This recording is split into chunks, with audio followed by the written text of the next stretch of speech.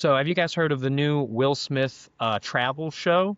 It's called Pole to Pole. I believe it's on National Geographic, which is really cool. And it's a travel show where the real Will Smith from like The Pursuit of Happiness and 7 Pounds, he is going to travel from the North Pole to the South Pole looking for hot young dudes for his hairless wife to sleep with. I think that's awesome. I don't know anything about the show, but it seems like it's going to be. I mean, it's Will Smith. He networks will sign him for anything, anything. And he hasn't done anything big since he slapped Chris Rock. So I think this is just you take what you can get. You got to work. But let's get into the show.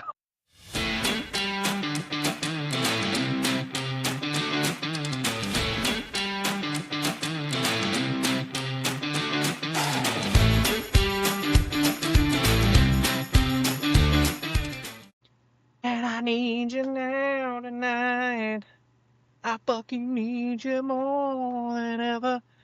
I am rewatching the movie Old School with Will Ferrell. It's one of my favorite movies of all time.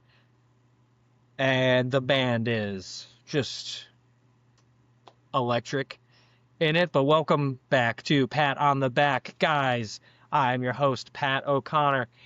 And I'll be this week, I was thinking a lot about lawyers and how lawyers just really have the best secrets, I think. They have the juiciest secrets. I mean, yeah, I don't need a lawyer, so I want to get ahead of that one. But I was thinking about lawyers a lot, and really that's just because I was like, I mean, think of the information that they have. You know what I mean? I mean, there's several jobs that you can get where it is very much like, oh, let's not tell anyone, a priest, a therapist, a doctor. Those are the guys where you go in and you confess your like deepest, darkest secrets. Different ones to all three of those. I don't think you're telling your doctor the same stuff you might be telling your therapist. Like, your priest is kind of like this is just what I feel bad about. And your doctor is like this is who I had sex with. You know what I mean? And then a therapist is like, this is why I had sex with him. And not only is this why I had sex with him, but this is why I was found in a Ziploc rubber suit at at the hotel off Highway 35 where a woman was playing with my nipples until I completed. You know what I mean?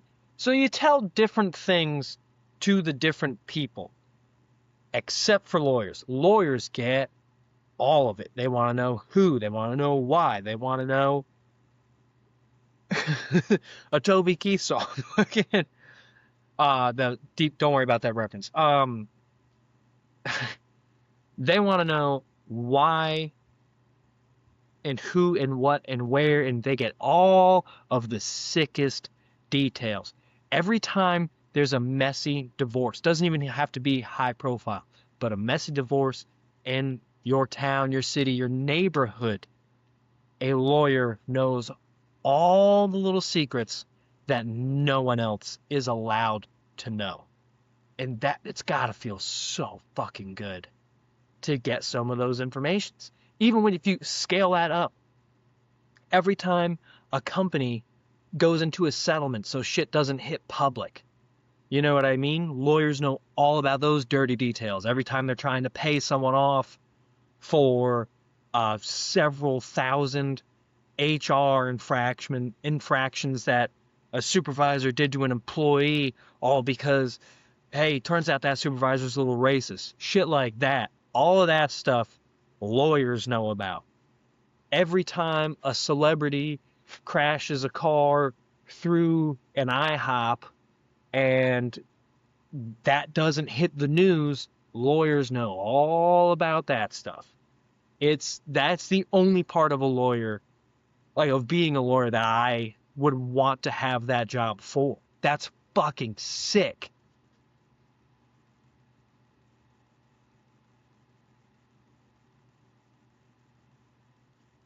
It's so awesome. Like, yeah, a doctor will know about like your body. You know what I mean? But lawyers know everything that could ruin your life.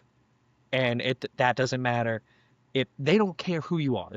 If you're a celebrity, a regular dude, a rich guy, a poor guy, a homeless person, or if you own several homes, you get a lawyer on your side. They're going to get everything that they need to know about you, and most of it is probably going to be able to be used against you if they were allowed to. Okay? And that's where kind of that catch comes into play on what I was thinking. Because what I was thinking about was how they also are privy to like murder trials and things like that. And there has to be times where a lawyer may be hired to represent in a murder trial a guilty party. And what happens if that lawyer succeeds? They're a fucking really good lawyer. And that lawyer succeeds and gets a murderer off. And now the murderer just goes back to whatever they were doing. Who do you share that information with? That has to be insanely tough to live with and deal with and internalize all of that. You know what I mean? Like it's got to be tough to take on such a heavy weight of I know Craig down at the hardware store killed those 3 people and buried them in their yard because he told me that that's what happened. But what the hell do they do with that information? Like you have to unload it somewhere. You know what I mean? And so maybe they go to one of those other ones. They go to a priest. They go to a therapist and they talk about it with those guys. Maybe there's a fucking mass chat room where lawyers can go on and it's all like a WhatsApp, but like, you know, way more encrypted and fucking be like chat with someone and be like, I got a murderer off today and I just don't know how to deal with that fact. Those situations have to happen. There's no way they don't happen. Murders happen all the time. And I feel like people get set free all the time. You know what I'm like? That almost has to feel worse than if you're a lawyer and your client gets wrongly convicted of murder. That has to be brutal. But at least you can be vocal about that and be like, no, my client did not. If you defend your client and get them off murder charges knowing that they're a murderer, that's tough because publicly your stance has to be they are not a murderer because they're your client for that case. So anything pertaining to that case, you cannot disclose if they talk. It's a fucking crazy conundrum. Basically what I'm getting at is that if there's a way that I could have that as a job, either sitting in on lawyers and the cool cases that or I don't know if I want to say cool, but the interesting cases that they're doing where I can get some fucking sick gossip and start spilling juice to the boys, that would be cool. Or if you're just like, if there's a way to be like, I'm the guy that lawyers unload to, that would be, because now you have all the coolest fucking secrets. You know what I mean? But that would be it'd be a sick job. I'm sorry, I had to cut for a second, so I didn't remember where I picked up on. But it's got to be a cool job to go in, if it even exists, and just talk about, hey, what's on your mind today, counselor? And they just let you know. And now you've got all the dirty secrets. But here's the catch for that job is that I want to be able to tell all the people about the things that I now know, which is where I don't think lawyers would dip into that because it would become pretty obvious who it was. But also, is it really like how far can a lawyer go in telling things? Like, can they be like, look, I can't say shit, but don't go to lane 12 at the grocery store between Saturday, 5 p.m. to noon, and Tuesday 5 p.m. to noon. Like, don't hit those shifts because fucking Gary, who works the register, he's a little crazy. Him and his bag boy fucking tie people up. Like, what information are you allowed to give? Does it have to be like vague yet specific, or can it be like fucking Rich is a monster? Don't fucking trust it. Like shit like that. That's what I want to know about that stuff, and in the most particular ways as well. I need all the information on that shit. That would be fucking sick, I think. So to pivot off of just talking about incessant murder and where lawyers can discuss those things, I was at the gym the other day. I've got a lot of gym stories. It's one of my only social activities that I do. I don't even talk to that many people at the gym, frankly. I go 6 days a week. Shit happens when I'm at the gym. I walk into the gym just like any other day after work. Scan in, go to the locker room. I've got my work clothes on, gonna put on some gym clothes. I go to the same part of the bench that I always go to, choose the same locker, locker 49. It's on the bottom row, small locker. Don't need a big one. I've been using that locker for 2 years. That's just what I do. Put my stuff down, turn around to mix up my pre-workout, and what do I see as I just glance, because it's where my eyes go, the showers are in that direction. I see no naked bodies, thank God. I do see an electric wheelchair at the end, like a permanent one for people that they use to get around all the time. And I got to be honest with you, this is where I have a problem with myself, is that my first thought was, there's no way that guy is that, like, how sweaty can that guy be?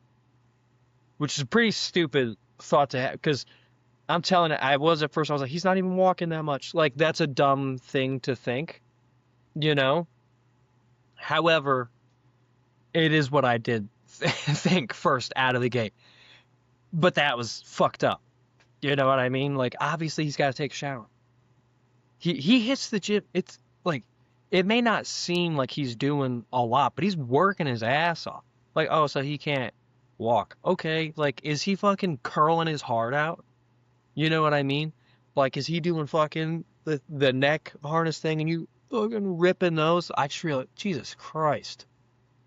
I gotta get a spray tan or something. I got the fucking pastiest neck in the world. It's like, he's obviously working hard at his capacity, so why wouldn't he be sweating? Why wouldn't he need a shower? Also, maybe it's just easier for him to take a shower there. I don't know if you guys have been to a gym shower. It's not stepping into a fucking tub. It doesn't fill up to the knees. It's like an inch off the floor and you step over that. That's got to be way easier for him to do that than renovate his fucking home to put one of those in. You know what I mean? So those types of things, I'm like, damn. I kind of wish I didn't think like that. But then also, wouldn't I be way less charming? You know?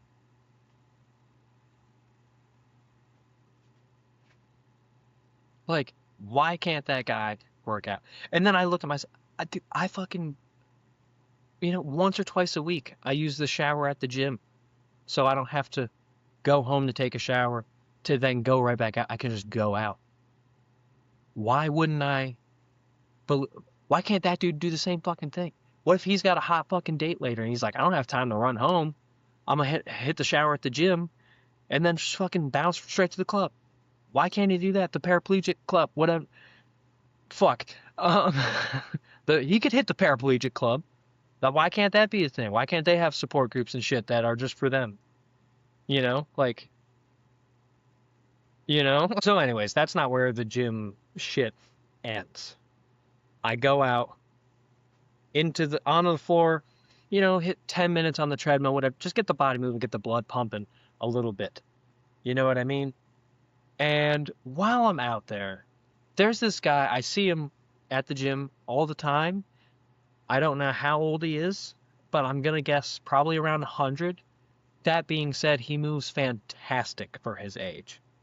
He's one of the most frail-bodied people I've ever seen in my life. And the only way I can describe his workout styles is he takes like two pretty small weights, probably like 5, 10 pounds, just dumbbells, and he holds them, and then I'm pretty sure he just tries to make every letter in the Chinese alphabet with his body. Like, it's just constant movement. It's a lot of reaching up into the air. The other day I saw him, and I swear to God, he dropped one of the weights on his foot and just turned that into, he started hopping on one foot.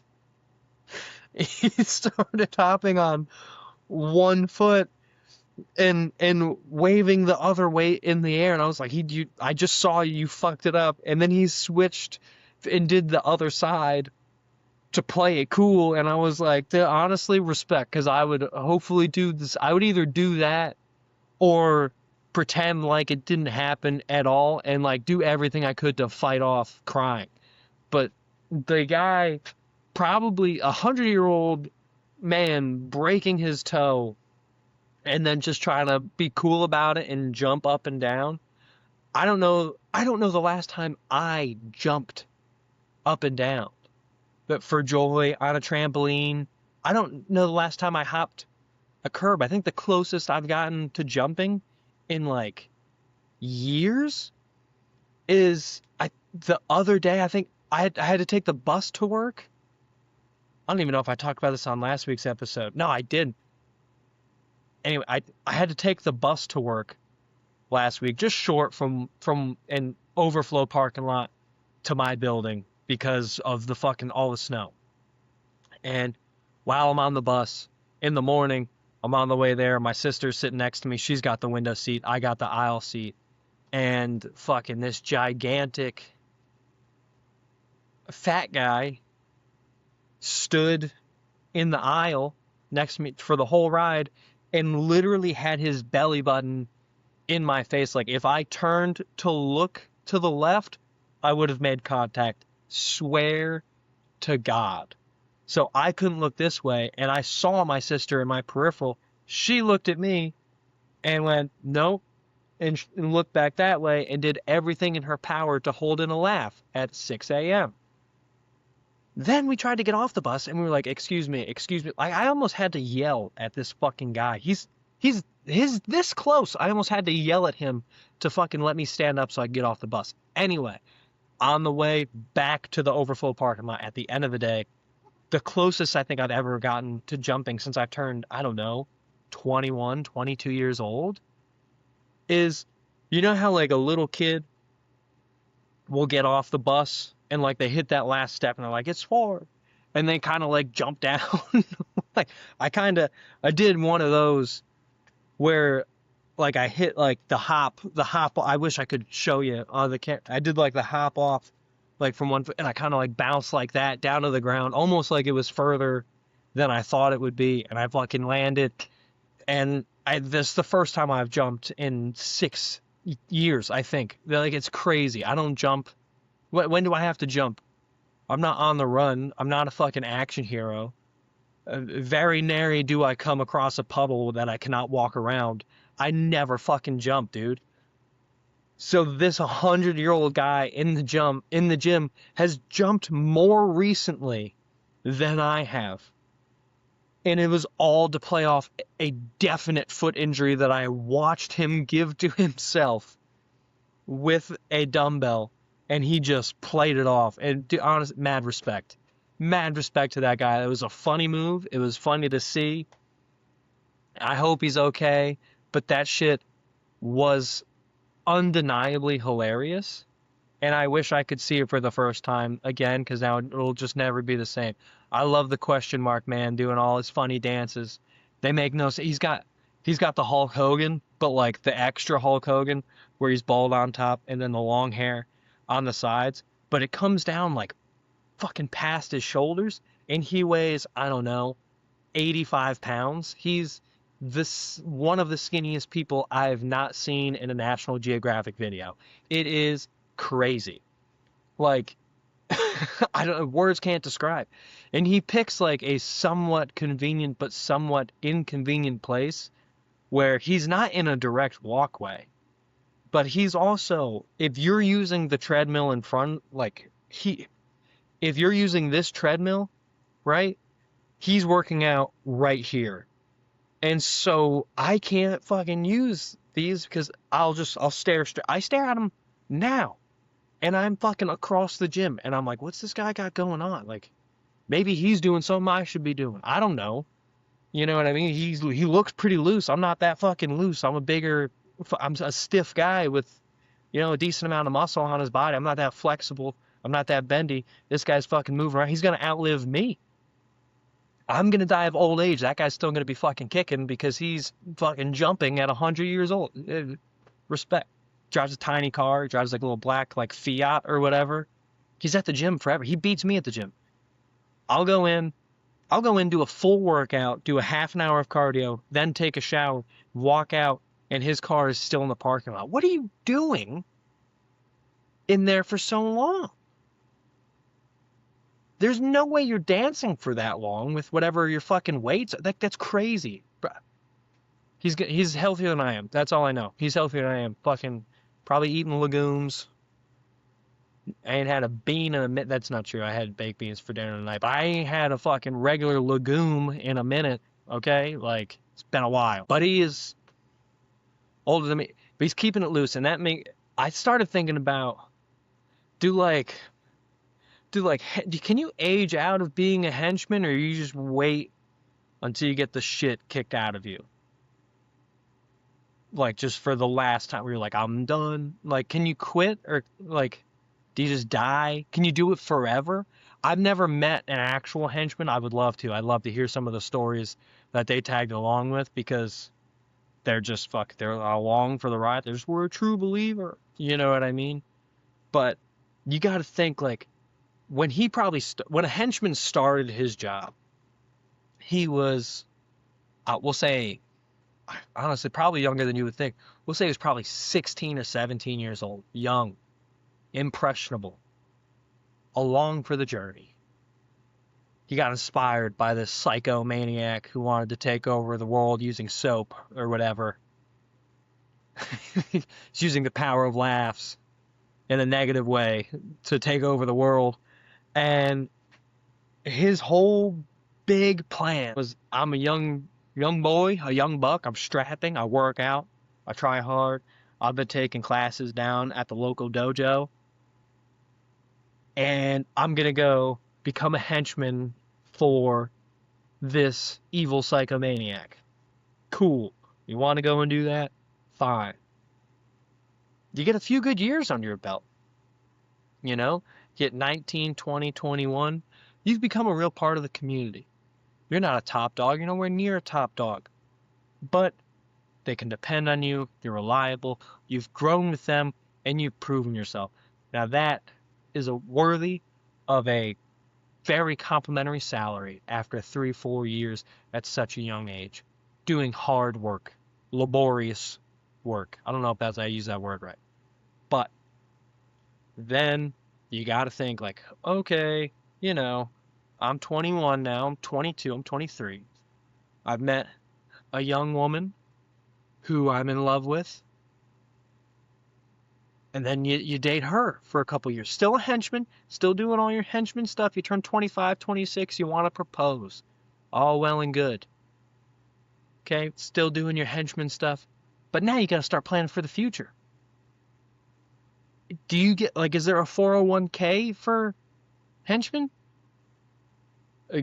Like, can goons fucking put in a retirement plan? Or is they just kind of like, well, you better save, like, is it usually like a you don't last long in this game type of thing? But, like, I'm sure some of them they want to grow old. I don't know many henchmen who are like, I live fast, die young, brother. Like, I'm sure some of them, but not that I know of. Like, watch a mob movie. There's a ton of dudes with white hair walking around that are like, how are you still going? Like, that's crazy. So at what age do you go, can you retire? At what age? Because I feel like, I'm 28 now, right? I feel like once I hit like 39, 40, and just, it really starts, if I was just beating on dudes as a henchman, either beating up dudes or getting beat on, just fucking pulling security with a fucking crowbar that I found in an alley or whatever. Yeah, you fucking lay some guys out, but what until you run into a fucking Batman? If I'm 40 years old and I see a Ben Affleck Batman coming, this dude's fucking yoked, I am panic. Like, you can't, no amount of I'm tough, I'm legit at 40 years old is going to snuff out the thought in the back of your mind that goes, oh, fuck. When you're watching Batman lay waste to a bunch of strapping young dudes in their prime taking jujitsu classes at 19, 20, 21 years old, right where you used to be. And you see him coming and he's laid waste to 13 of them, and you're like, well, I'm about to get my shit rocked. And those guys are going to bounce back a little bit faster than I will. Like, it's an aging henchman has to be one of the all-time worst jobs. Because a henchman's not good. You want to move up to be a lieutenant. You know, that's like I have if I worked at a grocery store and I just stayed a cashier for fucking 25 years, never even thought about going up to management. You know what I mean? Like, henchmen are the fucking cashiers of the villainous empire world. And do they not have aspirations of grandeur? What if they don't? What if they're lazy henchmen?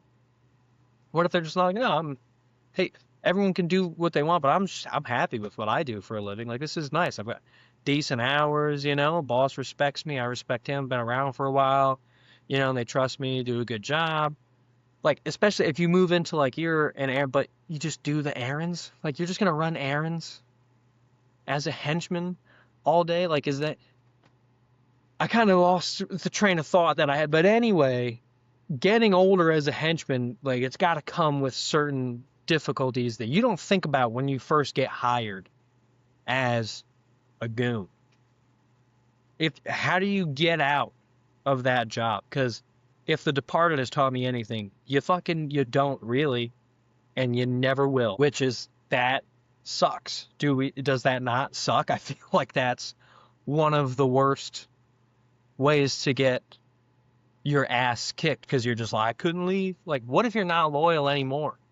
You still have, just because I like watching the game on Sunday, and I kind of just want to do it at home and mow my grass.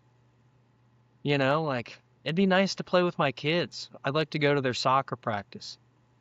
But every Saturday I have to go beat the shit out of a bunch of immigrants just trying to build their dream in a convenience store, but it's on my boss's block, so I really don't have a choice. Like, when do you stop doing that? Like, can you get out of that as you get older? It just doesn't seem sustainable to me. It feels like it's a big, kind of a problem, if I'm being honest. It's really not a great career path to choose. So as you get older, what do? My dad's a truck driver. I've seen the way that has affected his body. I can't imagine fist fights for 25 years are an improvement on it. Boxers at a professional level fight once a year, once every 2 years.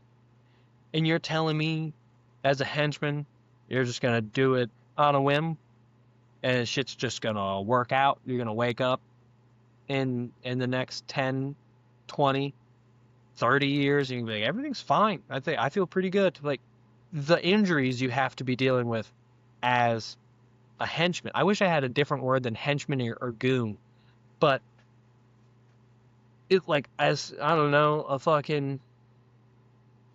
an NPC in the fucking gang. If you're an NPC in the gang, you got to be like, I'm fucked, drastically fucked, and I don't know how to get out of that situation. I don't even know how I had this thought. I was just like, an old henchman sucks. I was probably driving or something ridiculous. Well, that leads me to one of my last. Something I'm going to wrap up on the week. This past week, this was a different experience for me. Not in a bad way. Thought it was cool.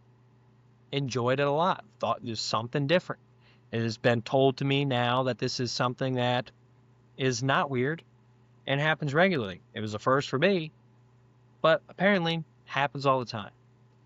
And I was at the bar doing an open mic, just like I am, every few nights. I'm not going to give away exactly what night I was out, but I was out, and a young lady saw me doing stand up, and I spoke to her after the show ended, and she was great.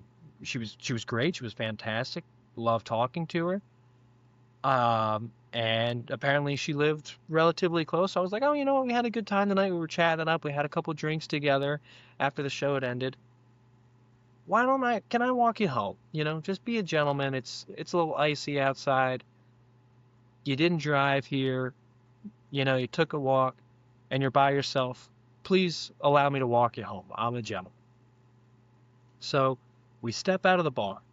And as soon as we step out of the bar, unexpectedly, she just goes, hey, can I get your, I go, do you want me to walk you home? She goes, hey, can I get your number?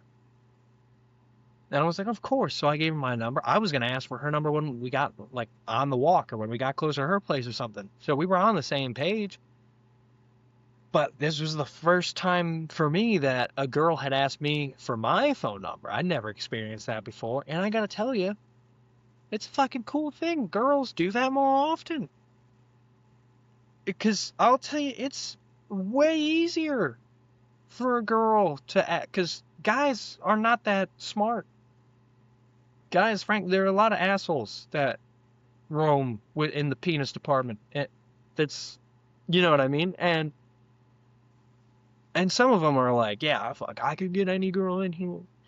But most regular guys don't behave like that. But if you're interested in a dude, fucking ask for their phone number. Ask them out. I was like, this makes it so much easier to know that it's mutual. You don't have to be worried about getting shot down. Because I feel like guys are way more obvious when they're interested in a girl, especially in a social setting like out at the bar.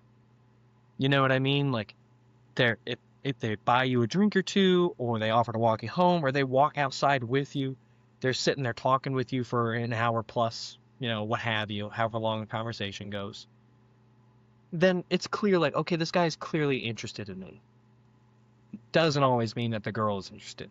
Sometimes a girl will talk to you, and they don't give they're like, I just wish this guy would go away, or like, well, I have a boyfriend, but he had work tonight and I wanted to go out, so here we are, you know what I mean? I wanted to go to the comedy show with my friend, and now I'm just talking to someone who I met while I was out, and that's fine too. But if you're interested, dude, let us know. Let us know. It was fucking sick. And then we went out after that, and it was a great time. And all the pressure was off, because we were like, wow, there's a mutual interest here. I didn't have to sweat the stupid shit. Didn't have to think like, she just going out with me because fucking I asked and she didn't have the heart to say no. No. She put herself out there, and that was fantastic. And I encourage all girls to do the same if you're interested. And then I spoke about this with one of my best friends, and she told me that is not an outlier situation. That happens apparently quite a bit. It's not weird at all, not out of the blue. It just means that she's confident, which I agree that she is, but also strange that I'd never even heard of that before. I thought that was a thing that only happened in like, one episode of Friends or something like that, where Rachel asked that guy out with the Knicks tickets, and she fucked it up. It's the only time I remember that happening. Every other time, it's the guy asked. But I didn't really have much to say on that. I just thought it was like, that's crazy. That was like a first for me, and it was kind of a cool first. Good to know right up front when people are on the same page. Like a goon to his boss, like a lawyer to his defendant. Wait. Yes. Or a prosecutor to the judge. Might be getting a little lost in that. And so now we're actually going to close out on this week's thing that I'm not buying. And I wasn't going to do this segment this week because the one I had felt a little flimsy when I went to record yesterday. But now I'm recording today, bumped it, and I had one that really just reinforced this point for me that I yelled about in the moment to no one but my empty car. And I fucking can't stand people who drive Dodge Ram pickup trucks. I can't fucking stand them. For one, I don't think they're that good looking of a truck. For two, I'm not sure about the reliability. Just because I've never owned one. So fuck you. And three, every single one of those fucking guys is a goddamn asshole. Okay? Just starting, it's Tuesday when I'm recording this, Tuesday night. Since Monday morning, I've had 3 separate experiences with a different Dodge Ram truck that made me go, I fucking hate those guys. The first one, I'm on my way home from work, and this dude in a silver Dodge Ram jumps on the highway and starts screaming down the highway at gotta be a fucking 100 miles an hour because I was breaking the law already, and he went by me like I was standing fucking still. And of course, he's got his aftermarket exhaust on, so shit's loud as fuck.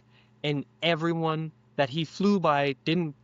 I'm sure he's like, oh, look how fucking cool I am. Everyone thinks you're a fucking cunt. Okay? No one likes when you do that. No one thinks it's cool. No one's impressed by it. No fucking one is in their driver's seat like, hell yeah. Not a fucking chance. Okay? Everyone fucking hates you for doing shit like that. That's fucking bullshit. The second time I was at the parking lot in the gym on my way out, leaving the gym, and a fucking Dodge Ram blows through the parking lot. I'm driving straight. He comes like this. I've got the right of way, and he just fucking cruises around the corner, fucking almost nails me. You're a fucking cunt and a half. And then he goes and parks, and he doesn't park in a parking spot. He parks next to the end of a row of parking spots, completely in the fucking way, jams his truck in the park, turns down his music, and runs inside. Fuck you. Okay? You don't get to do... No one else gets to park there. You don't get to fucking park there. Okay? It's not a fucking parking spot. You're making it harder for everyone to fucking go around you. I can't see around you now, you fucking idiot. And then the third time... Today, as I'm pulling into the gym parking lot, this guy completely cuts me off. I mean, I'm talking feet. Single digits amount of feet in between my car and his truck. And he blew straight, same situation. I'm coming down, got the right of way, and he comes in fucking this close, dude. Fuck, I couldn't even tell you. Single digits of feet this guy pulled out right in front of me. Where pedestrians walk. He blew through a crosswalk to do this. He's a fucking asshole. Okay, and this is just the 3 most recent experiences. This doesn't count all the ones from fucking before. I don't remember if I've talked about this on the show or not, but fucking the show Yellowstone, great show. Everyone drives a Dodge pickup in that fucking show. Cool, you got a brand deal, that's sick. But now everyone else is out here thinking they're a fucking cowboy, driving their fucking 2015 fucking douche wagon, and we all fucking hate you, okay? Yellowstone, love the show, but you fucked up by giving all these stupid fucking cunts the thought that they're like, I'm just gonna be a fucking badass and drive my Dodge Ram however and wherever I want. Fuck you. You suck, Yellowstone. Thank you for doing that. I hope you make more of the show. It was a fantastic show, but also, fuck you. That shit sucks. Sucks that you did that. I fucking hate Dodge pickup owners. Every single one of them I've ever encountered. They drive like a fucking douche canoe, and I hate their fucking guts. We're an electric ending to the show. I can't believe I got that fired up. I was tired before I started that segment, and then I started thinking about it even more. I just can't stress enough how much I fucking hate guys who drive Dodge pickups. Every single one of them drives like a fucking asshole. I can't stand them. But anyway, guys, that's the show for today. Then we can wind down a little bit, go drink a Dr. Pepper and fucking just let off some steam. If you enjoyed the show, guys, thank you for listening. Go like and subscribe wherever it is you may be listening. Go check us out. And on Twitter, Pat on the Back, or X, whatever the fuck. And go check me out on Instagram, Pat O'Connor Comedy on Instagram. Also, if you guys enjoyed the show, please go check out Rudy Tuesday. It is an ensemble comedy show that I do with comedians Breck Michael and Rudy Marinosi. New episodes every Tuesday at 7 a.m. everywhere that you get your podcasts. It's a great time. It's the boys hanging out in a garage, not the garage I'm currently standing in a different garage. But it's a good time. There's lawn chairs and beer, and we have fun on a Friday night and let you guys listen to it on a Tuesday morning. So please go follow that show on Instagram, Rudy Tuesday Podcast. Go check out that show. It's a great time. Thank you guys so much for listening, and we'll see you in the next episode.